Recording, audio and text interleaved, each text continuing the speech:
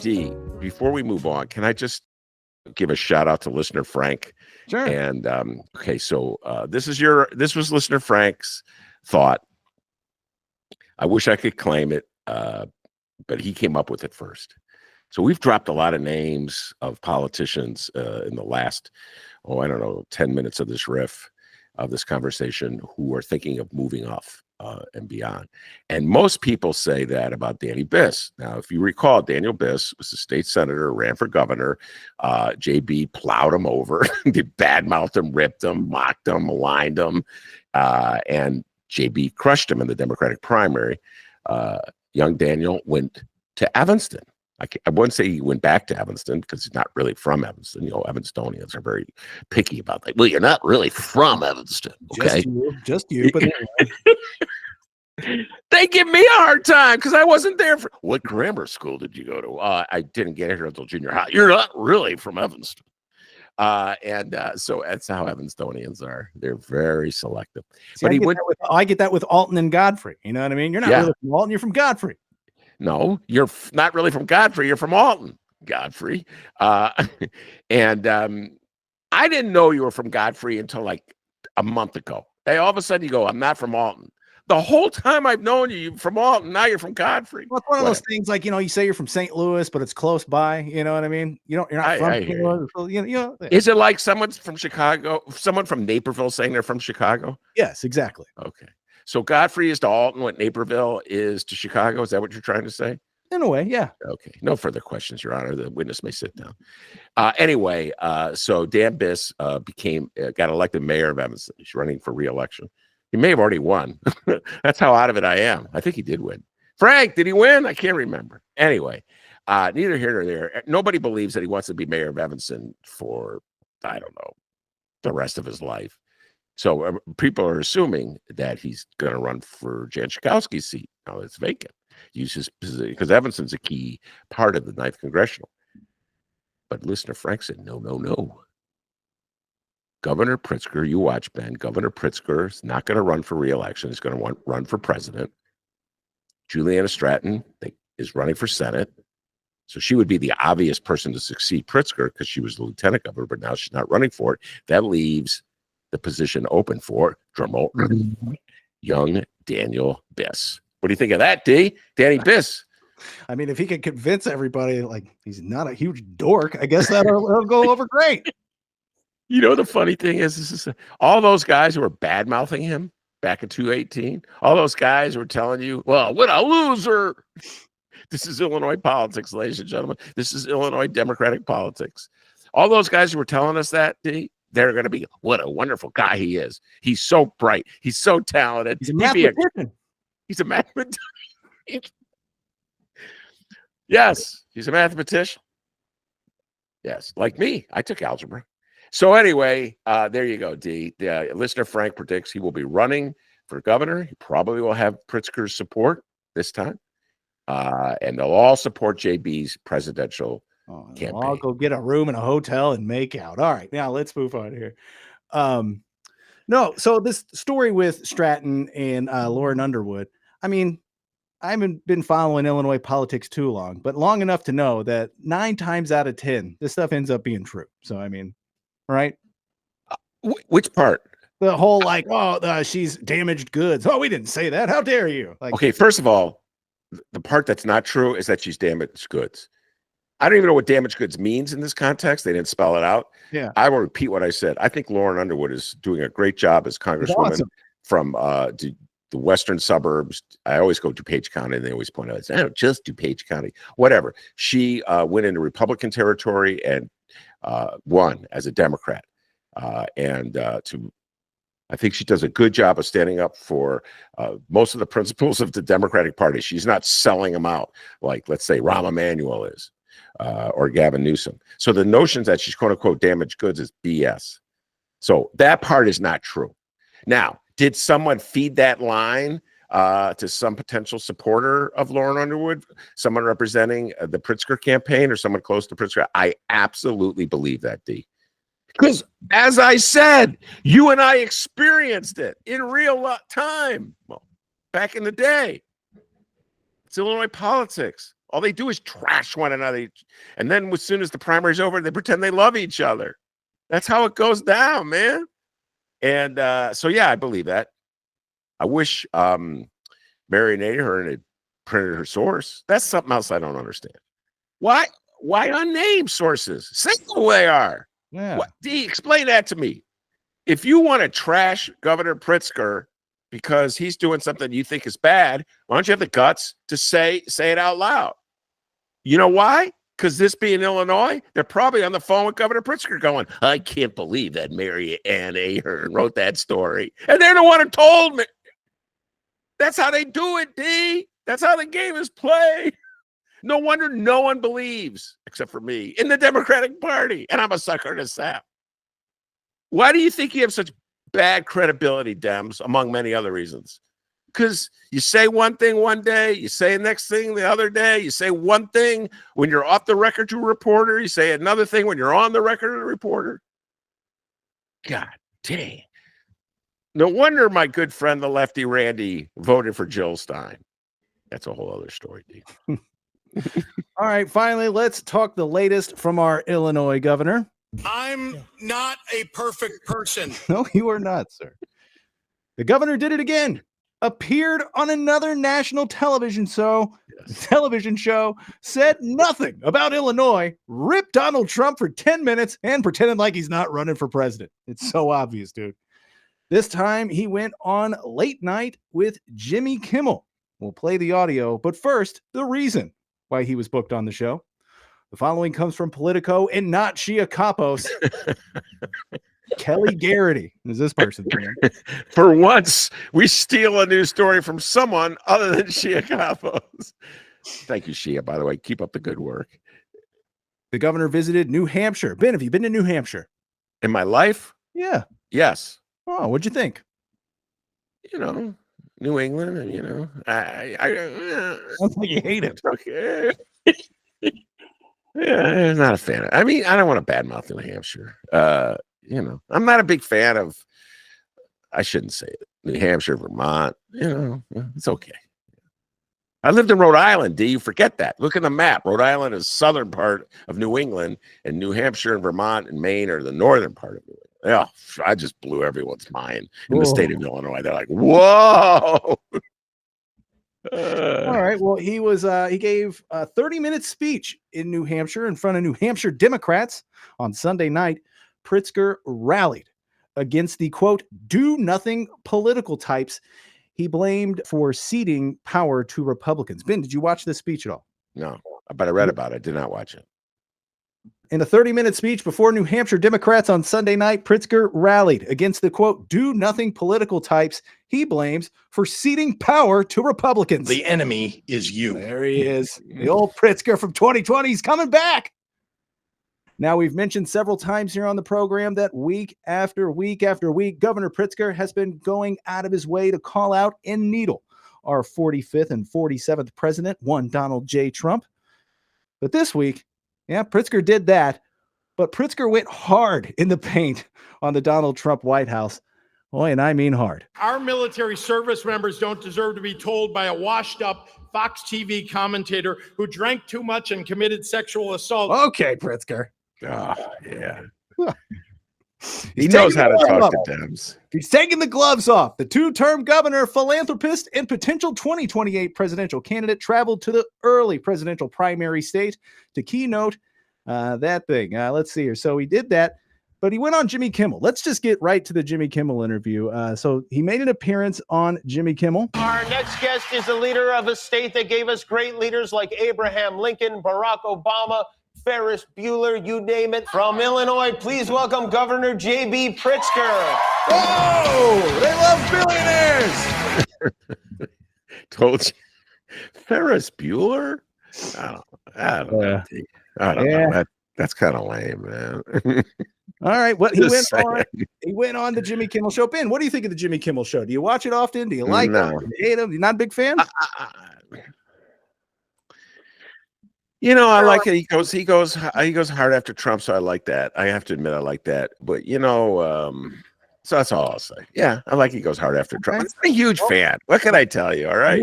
I know you really like JB Pritzker, but just in case if you needed something a little more, and then another reason to love this man. Are you mourning the Lakers' loss last night? Is that what's going on? Or maybe just- celebrating the Lakers' loss last night? Can I just say, I mean, I'm a Chicago Bulls fan. I know we got a few Chicagoans here. So, whenever there's a Chicago Bulls game, I'm for them. But otherwise, I don't give a darn. Oh, Ben just voted for you. Early vote, the earliest vote ever. That's hilarious. And the thing about Jimmy Kimmel, he always loves those Lakers. See, I wasn't going to go here. I wasn't going to do a basketball thing, but that's part of the reason why I have this little irritation with Kimmel. He loves the Lakers. Kobe Bryant used to be on his show all the time. I remember when they trashed Adam Morrison. Yeah, I remember that, Kimmel. And so that's the reason, D. These Laker fans, I cannot take Laker fans. And was I rooting for the Minnesota Timberwolves? Kimball kind of alluded to that series. Was I? Well, take kind out. He did. Was I? Yes. Do I love Anthony Edwards? Yes. Was I really impressed that Robert Gobert just found the fountain of youth, had a double 20? Yes. Was I cheering when the Lakers lost? Yes.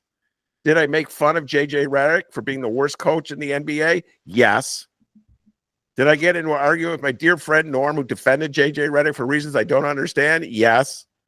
So I'm with Pritzker on that, although I don't believe JB Pritzker knows anything about the Chicago Bulls. I do not believe he's a real. You can tell. You can tell. He was just like, Bulls. Oh. Yeah, he knows they're from Chicago. But you could just tell. There's certain politicians that you could tell like sports, and certain politicians that they don't like it. So I wish they would just stop pretending they like it. Remember Hillary Clinton would put on the Cubs hat and go, "You don't like the Cubs." I don't. Yeah. Pritzker, I love BJ Armstrong. All right, that was like 30 years ago, but okay. I like BJ Armstrong, man. Don't say goodbye. Craig. Oh, shout out Craig Hodges. Speaking of great Bulls, I have to go on this tangent. He went on All the Smoke, the podcast with Matt Barnes and Steven Jackson. That's maybe my favorite sports podcast. And man, he was awesome. And I urge everybody to check out Craig Hodges. He was the one who was blacklisted from the NBA because he went to the White House in 1991 with the Bulls and presented the letter to then President George Bush, Daddy Bush, not Baby Bush, calling on him to spend massive amounts of monies in the black community, to invest in the black communities, and really stuck his neck out. And then, of course, the NBA just responded by blacklisting him. One of the great shooters of all time, one of my favorite Chicago Bulls of all time, Craig Hodges. I urge everyone to check out that podcast. Now, Jimmy Kimmel then brought up the fact that he went to New Hampshire. All right. So let's play a little bit from that speech in New Hampshire, and then we'll get back to Jimmy Kimmel here. So what Pritzker said. What did Pritzker say in New Hampshire? Well, fellow Democrats, for far too long, we've been guilty of listening to a bunch of do-nothing political types who would tell you that America's house is not on fire, even as the flames were licking their faces. ew. These Republicans cannot know a moment of peace. They have to understand that we will fight their cruelty with every megaphone and microphone that we have. We must castigate them on the soapbox and then punish them at the ballot box. That fired anti-Trumpers up. And I think that's why Jimmy Kimmel had Pritzker on the program. Yeah. So then he asked him about the New Hampshire visit. You gave that speech in New Hampshire. You got a big reaction from both sides, from Democrats who loved it, from Republicans who did not seem to love it. Typically, when you go to New Hampshire, it's because you're planning to run for president. Yes?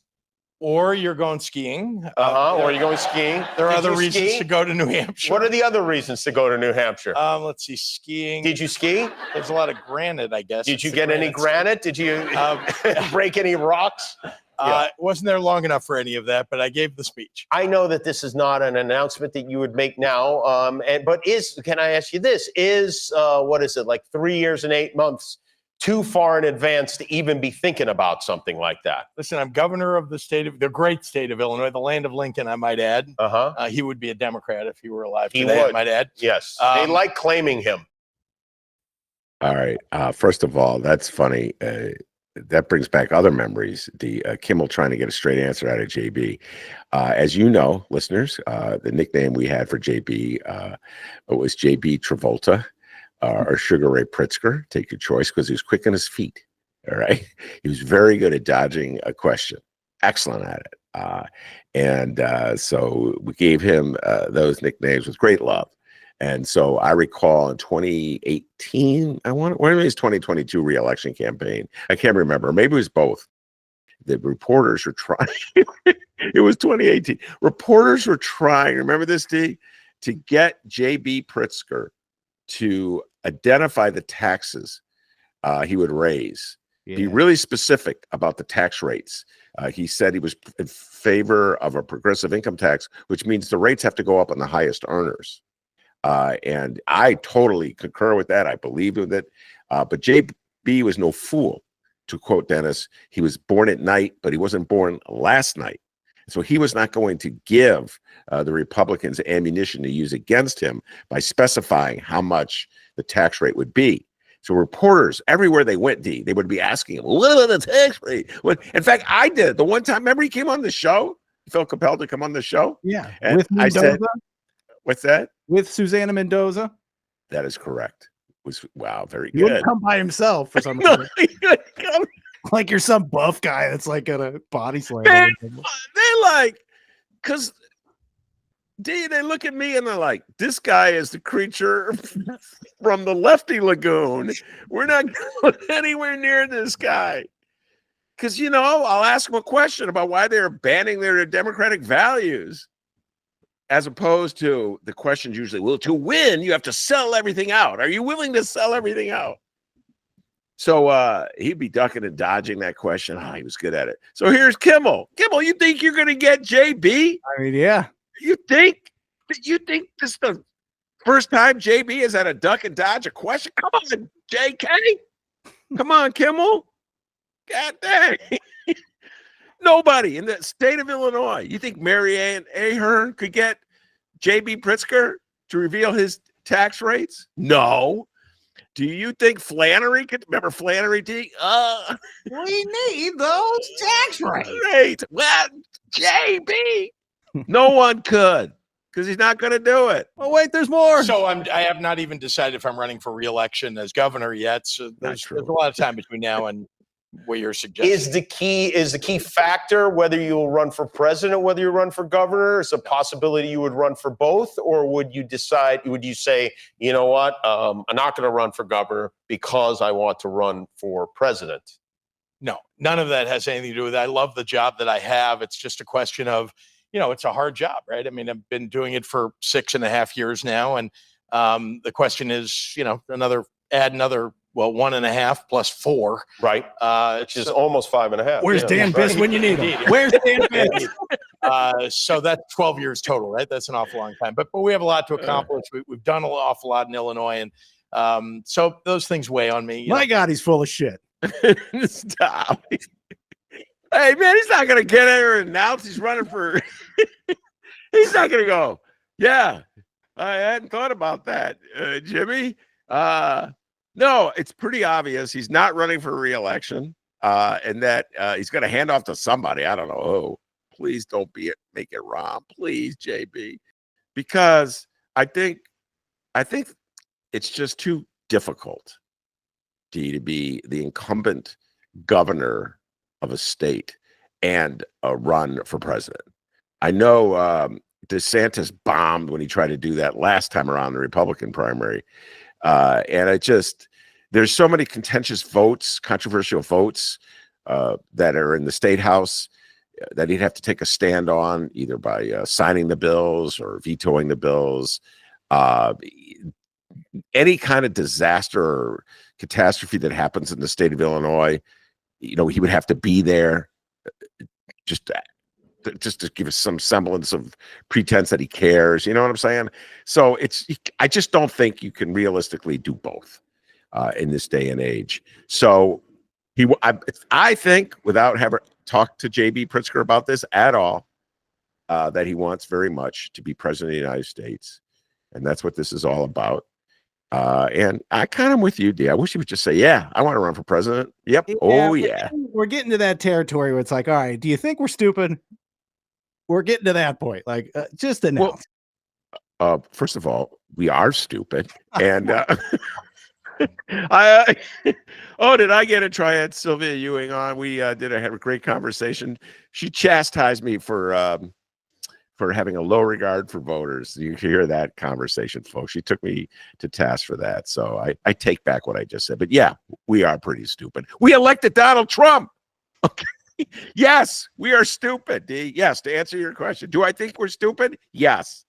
By the way, did you see oh my God, the Donald Trump interview with the M13 thing? Oh, jeez. I'm sorry. We're not talking Trump right now. And I was going to ask too, my big question here, Kimmel mentioned it in the interview.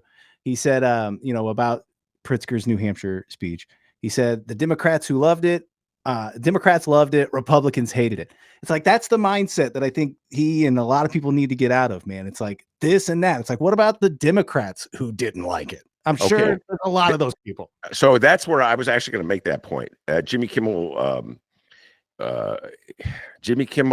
got it wrong, in my humble opinion. Right now, there's a split of sorts in the Democratic Party between Democrats like me, who want Democrats to go all in like Pritzker is against Trump, and Democrats like Rahm and Gavin Newsom and Gretchen Whitmer.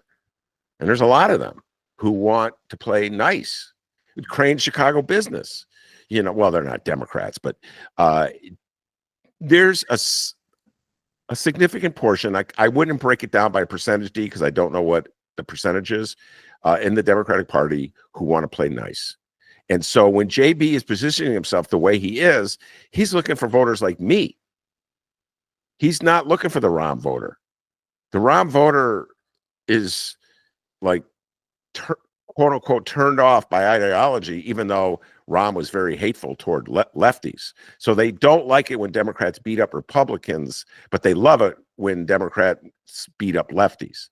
So you're absolutely correct. There is a division in the Democratic Party. JB's making his pitch to the Benny J voters. Are there enough Benny J voters in the Democratic Party to get him the nomination? I think so. But you watch, D, once he gets that nomination, he'll move away from the Benny J voters and go to that middle, okay?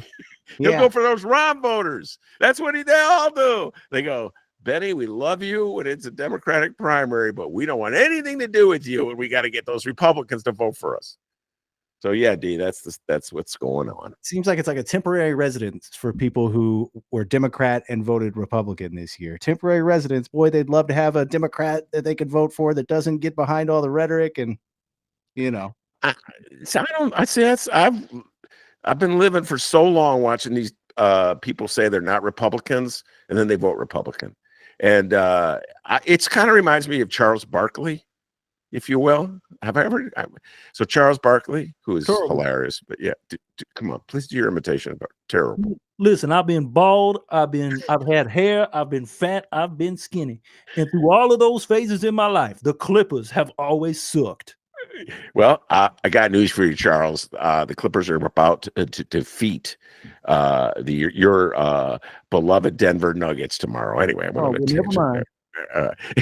But anyway, Barkley once said he said that he was a Republican, and then he said, except for I like Clinton, so I voted for him. Except for Al Gore, I liked him. Except for John Kerry, I liked him. I'm like, wait a minute. You say you're a Republican, but you keep voting for Democrats. You're not really a Republican. And similarly, I think it's quote unquote, a lot of Republicans are too ashamed to say they're Republicans, so they're independent. And then you look and see who they voted for. I'm like, come on, just admit you're Republican. Admit it, okay? Come on. All right, well, that is our show. Everybody, we thank you so much for listening to this week's Oh, What a Week. And remember, you can support this program. Ben no longer works for the Chicago Reader. This is an independent project that we got going on here right now. He does columns independently. We do the show independently. And you can support The Ben Joravsky Show at thebenjoravskyshow.com. Simple website, right? The THE Ben BEN. All right, now this is where it gets tricky. Oh, man. JORA V is in victory, SKY, the Ben Joravsky ad show, SHOW.com, the BenJoravskyShow.com. What will you find at the BenJoravskyShow.com? Well, I'll tell you, like you didn't hear it when you just tuned in. Previous episodes, you can join Benny's book club. He's just hanging out by himself. Join Ben. No one likes to say one person book club. Oh, it's horrible, man. Of One course, person you can book read club. his latest and greatest columns, and you can donate to the show. The BenJoravskyShow.com. JORA, V as in victory, SKY. And remember the big dare that I gave you. I dare you to give us $100. I dare you. 150. Do it. Do it. You won't do it. I bet you won't. Maybe that works. I don't know. But I'm trying these new tactics. All right. But that's the program. Have a great week. All right. Thank you, Dr. D. The pride and joy of Godfrey, Illinois. Thank you. Give yourself a raise. Take it out of petty cash. Peace and love, everybody.